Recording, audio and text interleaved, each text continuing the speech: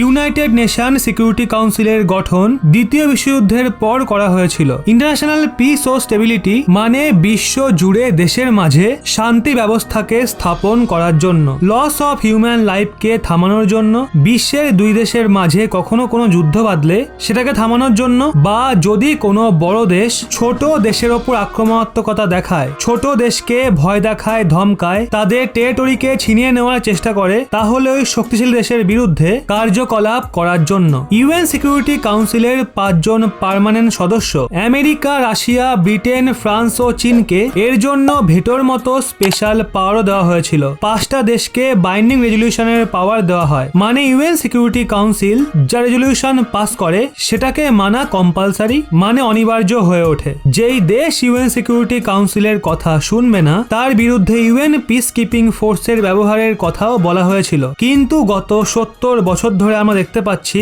বিশ্ব জুড়ে শান্তি ব্যবস্থা স্থাপন করা তো অনেক দূরের কথা, উল্টে এই পার্মানেন্ট সদস্যরাই বেশিরভাগ সময় বিশ্বের ভিন্ন ভিন্ন প্রান্তে গিয়ে নতুন বিবাদ ও যুদ্ধের সূত্রপাত ঘটায় বা সেগুলোকে সাপোর্ট করার কাজ করে, যুদ্ধে মদত দেয়। ভেটো পাওয়ার যা কাউকে রেজলিউশন ব্লক করার অধিকার দেয়, ওই পার্মানেন্ট সদস্যরা নিজের নিজের পলিটিক্যাল গেমের জন্য সেটার ব্যবহার করে। হয় কি, সেপ্টেম্বর মাসের জন্য ইউএন সিকিউরিটি কাউন্সিল প্রেসিডেন্সি ফ্রান্সের কাছে চলে এসছে। এর আগে আগস্ট মাসের জন্য ইউএন সিকিউরিটি কাউন্সিলের প্রেসিডেন্সি চীনের কাছে ছিল। ইউএনএসসির প্রেসিডেন্সি প্রতি মাসে রোটেট হয়ে 1 বাই 1 সমস্ত পার্মানেন্ট এবং নন পার্মানেন্ট মেম্বারদের কাছে চলে যায়। যেই দেশের কাছে ইউএন সিকিউরিটি কাউন্সিলের প্রেসিডেন্সি আসে তাদের কাছে ওই মাসে ইউএন সিকিউরিটি কাউন্সিলের এজেন্ডা ডিসাইড করার সুযোগ থাকে, আর ওই দেশগুলোই মিটিং কলস নেয়। ভারতও একইভাবেই ডিসেম্বর মাসে ইউএন সিকিউরিটি কাউন্সিলের প্রেসিডেন্ট হবে। এখন ফ্রান্সের কাছেই পুরো মাসের জন্য প্রেসিডেন্সি থাকবে,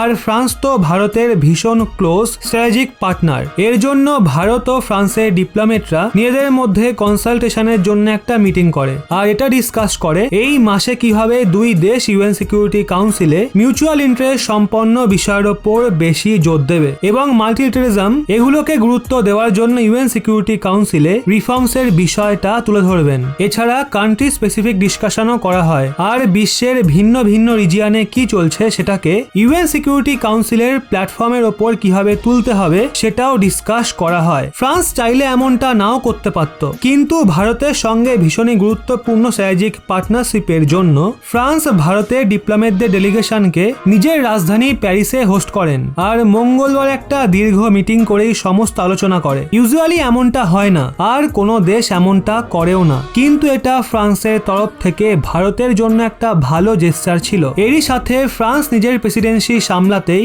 সর্বপ্রথম কাজ করে ভারতকে ইউএন সিকিউরিটি কাউন্সিলের পার্মানেন্ট মেম্বার বানানোর জন্য তাদের সমর্থনকে বোঝানোর। ফ্রান্সের অ্যাম্বাসেডর ইমানুয়েল লেনিন মিডিয়ার সামনে বলেন, ইউএন সিকিউরিটি কাউন্সিলে ভারতের পার্মানেন্ট সিটের জন্য ফ্রান্সের তরফ থেকে পুরো সমর্থন করা হয়েছে। ইমানুয়েল লেনিন একটা স্টেটমেন্ট জারি করে বলেন, ইউএন সিকিউরিটি কাউন্সিলের চেয়ারকে সামলানোর আগে ফ্রান্সের মিনিস্ট্রি অফ ফরেন অ্যাফেয়ার্স ভারতের ডেলিগেশনকে স্বাগত জানায়। ওনার সঙ্গে ইউএন কনসালটেশন করেন।